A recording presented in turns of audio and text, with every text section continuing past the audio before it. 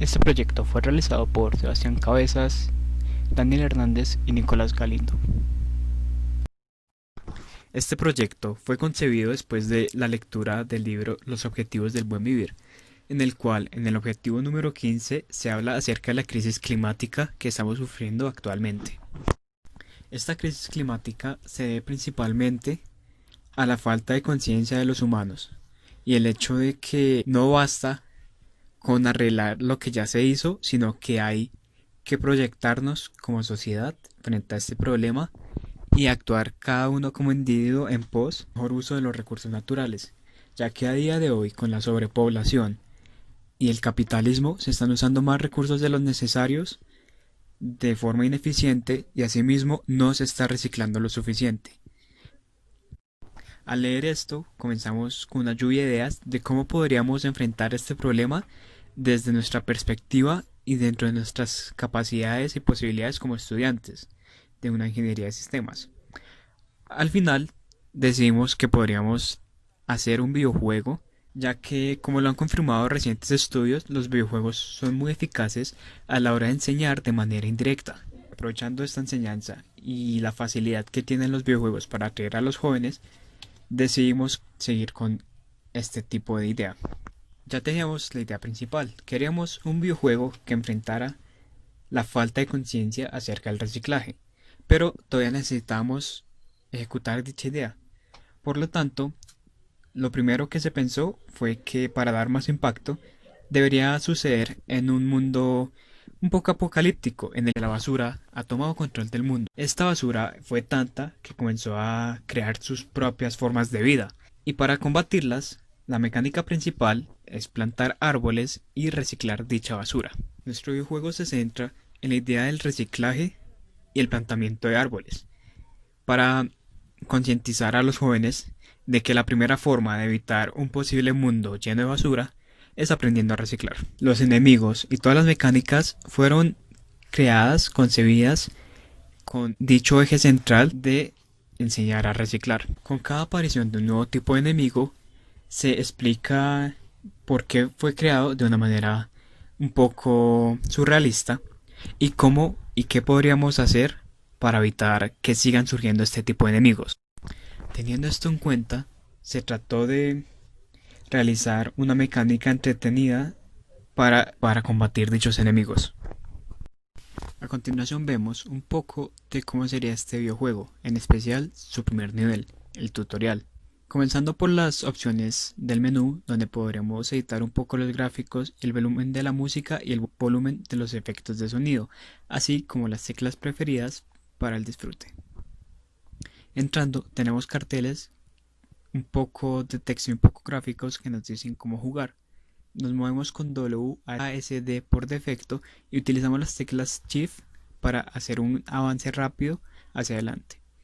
Luego nos dicen que tenemos una escopeta que lanza semillas, de las cuales brotarán árboles. Para disparar dicha escopeta utilizamos las teclas, las flechas del teclado y esta se disparará en dirección a la cual apunta la flecha. Luego se nos introduce el primer enemigo y podremos ver que es demasiado fácil descontaminar. Se nos introduce el ataque cuerpo a cuerpo y el segundo enemigo, en el cual se nos recomienda utilizar el rastrillo para hacerle más daño.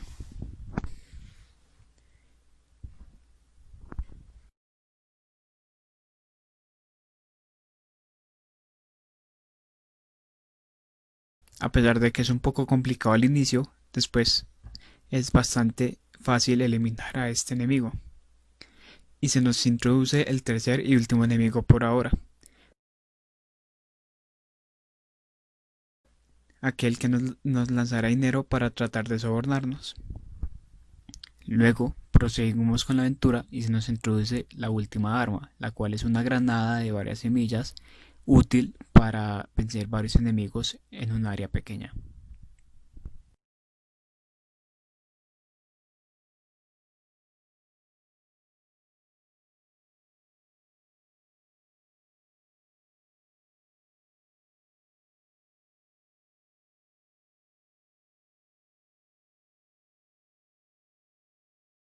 A pesar de que nuestro jugador fue cauteloso para terminar con dichos enemigos, lo logra y avanza en la aventura, en el cual al final se le avisa que el tutorial ha sido completado y ahora debe luchar en una arena interminable para descontaminar más enemigos.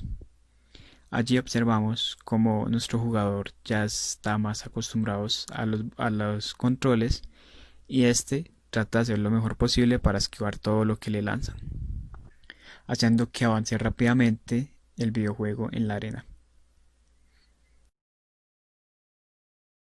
Recalcar que se creó toda la interfaz gráfica de una manera intuitiva y que sea fácil distinguir qué poderes tenemos y cuáles no, para que sea un juego más entretenido y que por lo tanto cumpla mejor su propósito de llegar a los jóvenes y hacer que aprendan de manera indirecta.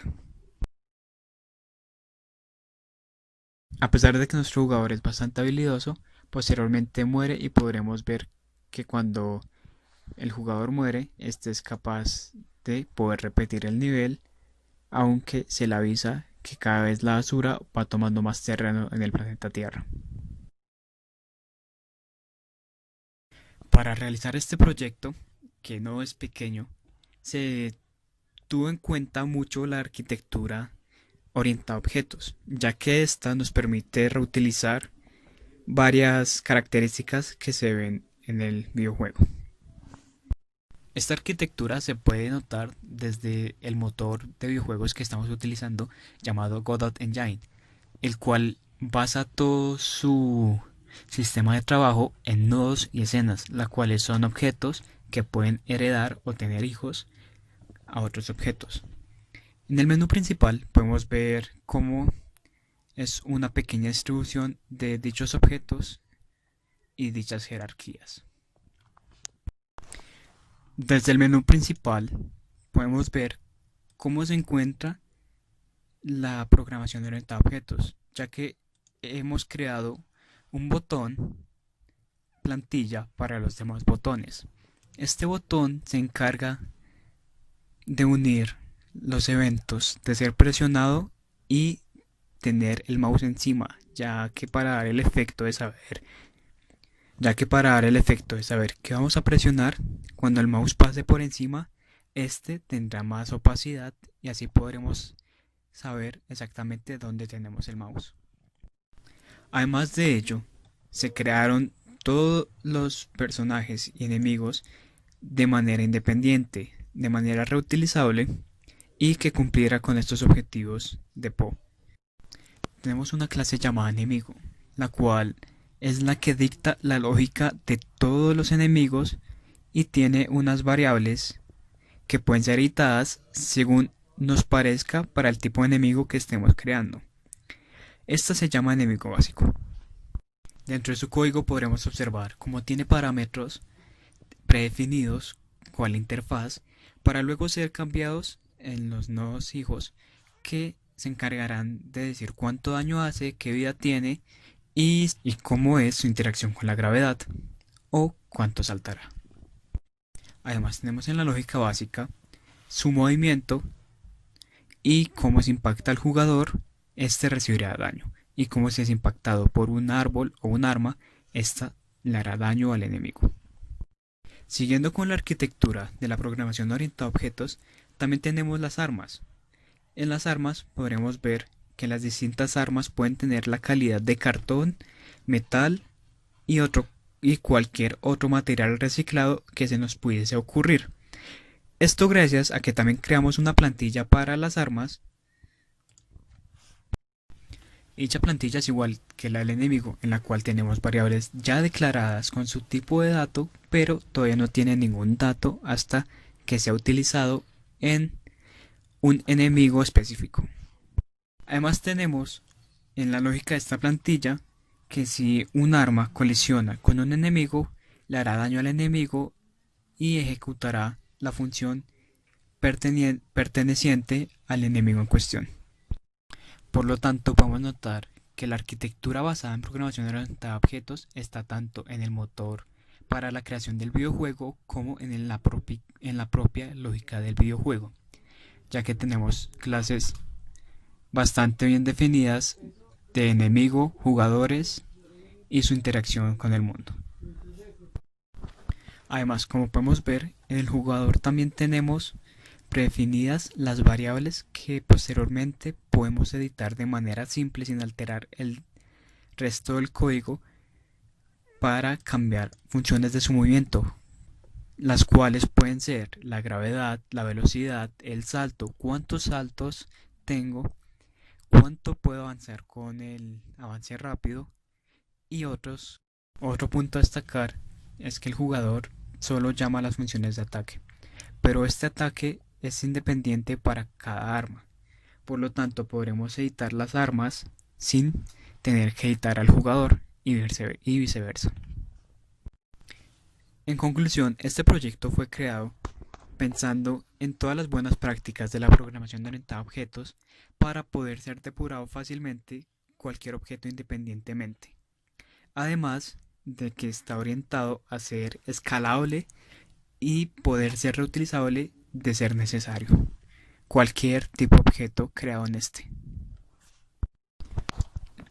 Ahora podremos ver levemente una hojedita por encima del proyecto y cómo este también está definido de manera organizada entre la lógica, la interfaz gráfica y los componentes que ya son parte del videojuego como tal. Así estando bien definidas las capas de una estructura orientada a objetos y su interacción entre ellas. Asimismo, se dejó de lado todo el apartado de recursos, tanto visual como sonoro. La principal mejora de este proyecto es cambiar el apartado visual o hacerlo un poco más detallado, ya que a pesar de que es coherente y está libre de derechos de autor, ya que fue creado por nosotros mismos, peca un poco de la inexperiencia que tenemos a la hora de realizar gráficos digitales. Asimismo, este proyecto, como se dijo anteriormente, es demasiado escalable y aunque tuvimos demasiadas ideas para agregar, estas no fueron agregadas por falta de tiempo. Ideas como más enemigos, más armas o un mejor diseño de niveles o más niveles en general o incluso un modo historia. Las posibilidades están ahí, sin embargo, hace falta un equipo un poco más grande o un poco más de tiempo. Eso es todo para este proyecto nombrado Mundo Basura. Muchas gracias por su atención.